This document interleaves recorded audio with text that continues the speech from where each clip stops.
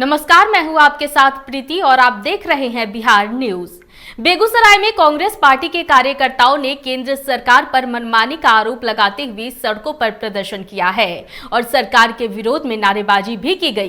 कांग्रेसी कार्यकर्ताओं का कहना है कि नरेंद्र मोदी की सरकार के द्वारा ईडी और सीबीआई का गलत उपयोग करते हुए कांग्रेस अध्यक्ष सोनिया गांधी और राहुल गांधी को लगातार मानसिक रूप से प्रताड़ित किया जा रहा है। बंद करो, बंद करो। सीबीआई को कंडा बनाना बंद करो, बंद करो, बंद करो। पार्टी जिंदाबाद, जिंदाबाद, जिंदाबाद। कांग्रेस पार्टी जिंदाबाद, जिंदाबाद, जिंदाबाद। हमारे कांग्रेस पार्टी के राष्ट्रीय अध्यक्षा श्रीमती सोनिया गांधी जी के साथ ईडी के द्वारा एक मामला है, उसमें झूठ, जबकि ये मामला 2015 में ही समाप्त हो गया था। उसको पुनः इसको चला के और हमारे सम्मानित राष्ट्रीय अध्यक्ष सोनिया गांधी जी को प्रताड़ित किया जाता है, राहुल जी को प्रताड़ित किया जाता है। उसका सिर्फ एक ही मुद्दा है कि कोई विरोधी रहे नहीं।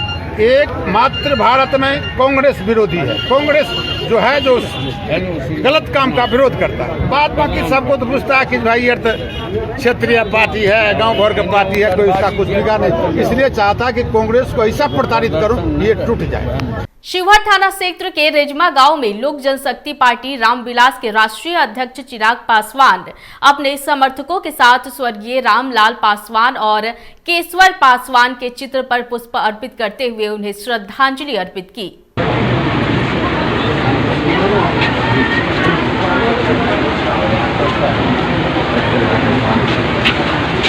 से ठीक पहले रिहा किया गया है जिन लोगों ने आकर इस हत्या को अंजाम दिया, तो किसका संरक्षण प्राप्त हो रहा है यहाँ पे अपराधियों को? और पूरे प्रदेश का यही हाल है। प्रदेश भर में आप दूसरे प्रदेशों में चले जाइए, 91-92% है कन्विक्शन रेट। बिहार में मात्र 7% है, 6 से 7%। और यही कारण है कि बड़ी से बड़ी हत्याएं हो जाती हैं, पर गिरफ्तारी के नाम पर सिर्फ लीपापोती यहाँ पर की जाती है।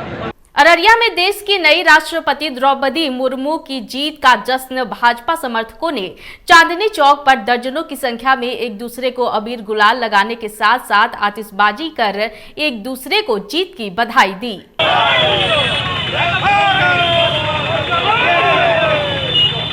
निश्चित तौर पे हमारा जो पूर्व का पीढ़ी था, स्वर्गीय श्यामा प्रसाद मुखर्जी, दीनदयाल उपाध्याय, अटल बिहारी वाजपेयी जी के सपनों का साकार होने का ये भाजपा का अगला रणनीति है। और निश्चित तौर से ऐसी महिला देश का प्रतिनिधित्व करेगी जो समाज की अंतिम धारा से आती है। और भारतीय जनता पार्टी के कार्यकर्ताओं के लिए भी मैसेज है। और एक गांव में एक गरीब परिवार में पैदा हुए देश में राष्ट्रपति बनता है और ऐसे ही देश में प्रधानमंत्री बनता है, यह भारतीय जनता पार्टी में भी संभव है। अररिया के गांधी आश्रम में विधायक की अगुवाई में कई कांग्रेसी नेता जमा हुए। उसके बाद आक्रोश रैली निकाली गई। जब जब सरकार ढलती है, ईडी का इस्तेमाल करती है जैसे नारों के साथ यह रैली गांधी आश्रम से सुभाष चौक तक पहुंची, पुनः गांधी आश्रम पर समाप्त हुई। बंद करो, बंद करो, बंद करो, बंद करो। हम लोग एक होकर के पूरे कांग्रेस और सिर्फ कांग्रेस को अपमानित करने के लिए किया जाता है। सोनिया जी, राहुल जी को और नेहरू परिवार को सिर्फ परेशान करने से किया जाता है। जब तक ये मुहिम चलेगा हम लोग उनके साथ हैं और जब तक चलेगा हम लोग इंशाल्लाह उनके साथ रहेंगे। नालंदा जिला अंतर्गत हिलसा थाना क्षेत्र के बलभद्र सराय गांव में अहले सुबह एक दुखद घटना घटी है। घर में अकेली रह रही महिला की जलकर मौत हो गई है। मृतिका रामधार शर्मा की 35 वर्षीय पत्नी मालती देवी बताई जा रही है।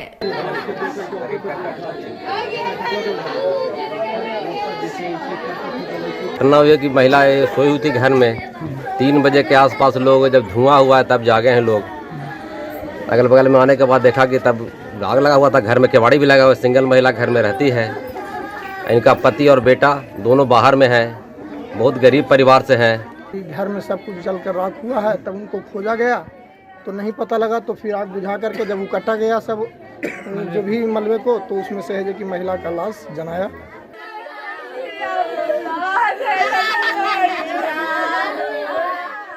कटिहार के बारसोई प्रखंड के करणपुर पंचायत के बिजुरिया गांव में खेल के दौरान एक 5 वर्षीय बच्ची को सांप ने डस लिया, जिसके बाद बच्ची को रायगंज अस्पताल ले जाया गया, जहां बच्ची की मौत इलाज के दौरान हो गई। घटना के बाद उस गांव में मातम का माहौल छा गया। इसके बाद जिस घर में बच्ची को सांप ने डसा था वहां सपेरे को बुलाया गया, जिसके बाद सपेरे ने एक के बाद एक 40 जहरीले सांप को उस घर से निकाला। यहाँ एक बच्ची खेल रही थी, खेलने के दौरान एक सांप ने काट लिया। तो काटा जो गांव वाला और ग्रामीण मिल के लेके गया रायगंज हॉस्पिटल में इलाज के दौरान उसका मृत्यु हो गई। उसके बाद कल उसको सफरिया को बुलाया गया। सफरिया ने देखा तो एक सांप को ढूंढने के लिए उनको बुलाया गया था, जबकि 40 सांप वहाँ से निकला। और मृत्यु होने के बाद फिर सुबह होकर के सपेरे को बुलाया गया। सपेरे को बुला करके सांप को खोजबीन किया गया तो 1-2 सांप नहीं बल्कि 40 सांप निकला एक ही घर से।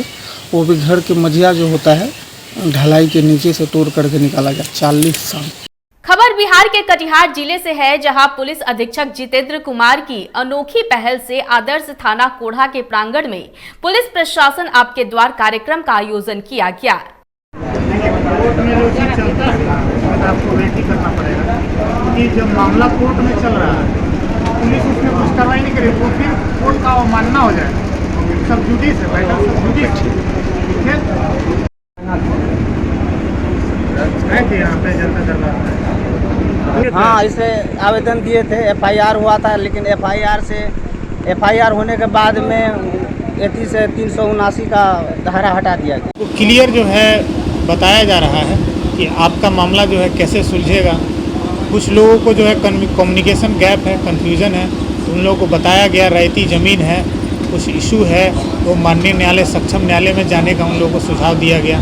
कुछ लोगों को जो है नापी का जो है उन लोगों को डेट जो है दिया गया है, और बाकी लोगों का जो है कुछ लोगों को बंटवारा सूट फाइल करने का यहाँ पर सुझाव दिया गया है। तो जो भी हम लोग का आवेदन आया है और बाकी जो क्राइम से रिलेटेड जो आवेदन है उन लोगों का हम लोगों ने ऑन स्पॉट जो है निपटारा किया है। नौगछिया पुलिस ने सेक्स रैकेट का भंडाफोड़ किया है। बता दें कि इस होटल में कई वर्षों से देह व्यापार का धंधा चल रहा था। वहीं गोपालपुर थाना के NH 31 स्थित राज पैलेस होटल में सेक्स रैकेट का खुलासा पुलिस ने किया है। वहीं इस मामले में पुलिस ने होटल से 4 युवक और 4 युवतियों को धर दबोचा है।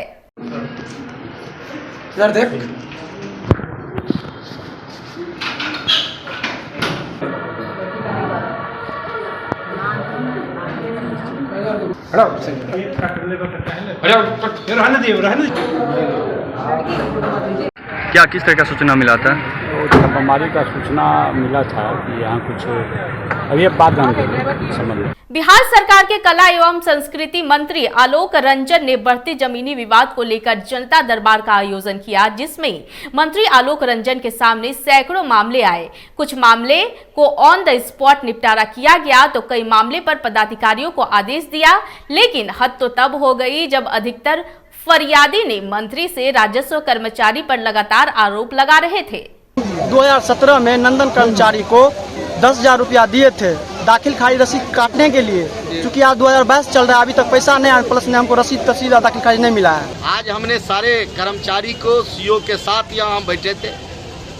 हम मानते हैं कि जमीन का समस्या कोई एक यहाँ सहरसा जिला का और एक कारा प्रखंड का नहीं है, राज्य भर में यह समस्या है। लेकिन उस समस्या को कैसे कम किया जाता है, इसके लिए हमने CO को निर्देश दिया है, सारे कर्मचारी को निर्देश भी दिया है। हमने सबको कहा है कि आज पहली बार है, जो भी कमियां हैं उसको आगे आप सुधार लीजिए, और यदि आगे आप नहीं सुधारेंगे जिनके अंदर कमियां रहेगी तो आगे हम फिर इसके बाद इसके आपको कार्रवाई के लिए भी आगे आपके संबंधित विभाग को भी हम लिखेंगे। 12वीं की परीक्षा परिणाम घोषित हुई तो नौबतपुर कैम्ब्रिज पब्लिक स्कूल के विद्यार्थियों ने 100% सफलता प्राप्त कर विद्यालय को गौरवान्वित किया। तो वहीं विद्यालय की कॉमर्स की छात्रा दिव्यासा ने 97% अंक लाकर इतिहास रच दिया।